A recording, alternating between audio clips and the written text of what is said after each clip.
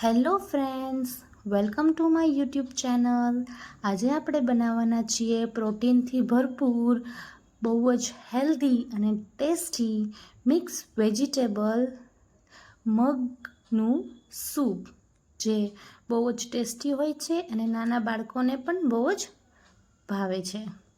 તો આ છે આપણા ઇન્ગ્રીડિયન્ટ જે આપણે સૂપમાં નાખવાના છીએ।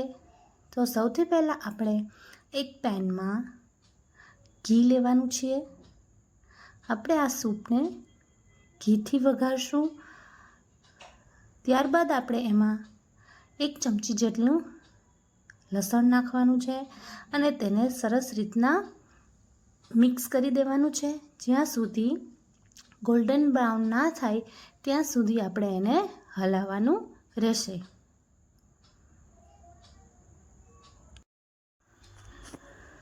હવે આપણે લસણ ગોલ્ડન બ્રાઉન થઈ ગયા છે, ત્યારબાદ આપણે એમાં આદુ મરચાંની પેસ્ટ એડ કરવાની છે અને એને પણ સરસ રીતના હલાવી લેવાનું છે।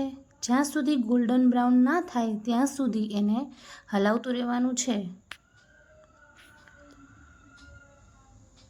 હવે તમે જોઈ શકો છો કે આદુ મરચાંની પેસ્ટ સરસ પકાઈ ગઈ છે। ત્યારબાદ આપણે એમાં એક નાનો બાઉલ જેટલું ડુંગળી એડ કરવાની છે અને તેને પણ સરસ રીતના હલાવવાની છે અને ગોલ્ડન બ્રાઉન ના થાય ત્યાં સુધી એને સરસ રીતના ધીમા ફ્લેમ ઉપર કૂક કરવાની રહેશે। હવે તમે જોઈ શકો છો કે આપણી ડુંગળી સરસ ગોલ્ડન બ્રાઉન થઈ ગઈ છે, પકાઈ ગઈ છે। ત્યારબાદ આપણે આમાં 1 બાઉલ જેટલા મગ નાખવાના છે, જે આપણે 3 વિસલથી આપણે એને બાફી લીધા છે અને એને સરસ રીતના હલાવવાના રહેશે। 5 થી 10 મિનિટ સુધી એને હલાવ્યા બાદ આપણે એમાં બોઇલ કરેલા મિક્સ વેજીટેબલ નાખશું, જેમાં મેં કેપ્સિકમ, મકાઈ, વટાણા અને ગાજર એડ કર્યા છે। તમે તમારા મનપસંદ કોઈ પણ વેજીટેબલ એડ કરી શકો છો। મગને અને મિક્સ વેજીટેબલને સરસ રીતના હલાવ્યા બાદ આપણે એમાં 2 ગ્લાસ જેટલું પાણી એડ કરશું। પાણી એડ કર્યા બાદ એને સ્લો ફ્લેમે સરસ રીતના હલાવવાનું છે।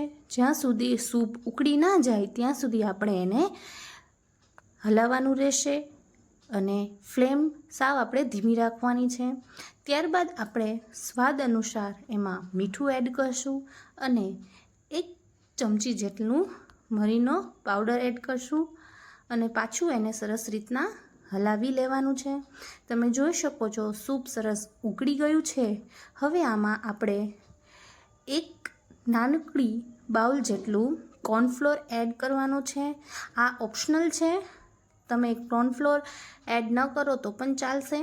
કોર્નફ્લોર એડ કરવાથી આપણું સૂપ થોડુંક થીક થાય છે। હવે તમે જોઈ શકો છો આપણું સૂપ સરસ રેડી થઈ ગયું છે। હવે આપણે આને ધાણા ભાજીથી સરસ ગાર્નિશ કરશું, તો આપણું ગરમા ગરમ મસ્ત હેલ્ધી સૂપ રેડી થઈ ગયું છે।